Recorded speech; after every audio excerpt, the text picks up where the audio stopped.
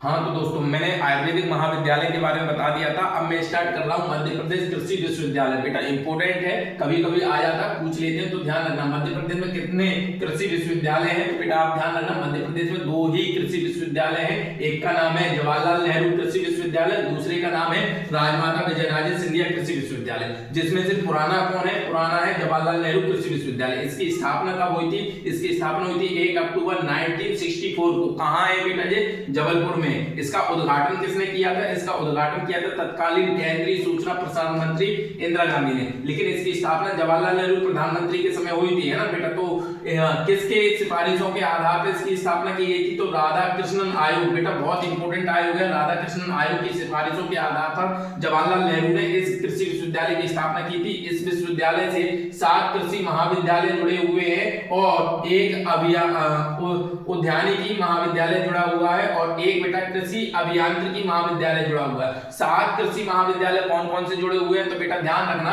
7 कृषि महाविद्यालय। एक कृषि महाविद्यालय जबलपुर इससे जुड़ा हुआ है, कृषि महाविद्यालय रीवा इससे जुड़ा हुआ है, कृषि महाविद्यालय टीकमगढ़ इससे जुड़ा हुआ है, कृषि महाविद्यालय गंज वासौदा इससे जुड़ा हुआ है जो कि विदिशा में पड़ता है, कृषि महाविद्यालय बारा सिवनी इससे जुड़ा हुआ है जो कि बालाघाट में पड़ता है, और पोवार खेड़ा महाविद्यालय इससे जुड़ा हुआ है जो नर्मदापुर में पड़ता है, और कृषि महाविद्यालय खुरई इससे जुड़ा हुआ है जो सागर में पड़ता है। और बेटा इसके बाद राजमाता विजयराजे सिंधिया कृषि महाविद्यालय है। बेटा इसकी स्थापना 2008 में की गई थी। कहां की गई थी? ग्वालियर में की गई थी, ग्वालियर में। और इससे चार कृषि महाविद्यालय जुड़े हुए हैं। 4 कृषि महाविद्यालय जुड़े हुए। कौन कौन से कृषि महाविद्यालय? ग्वालियर, इंदौर, सागर, खंडवा और मंदसौर।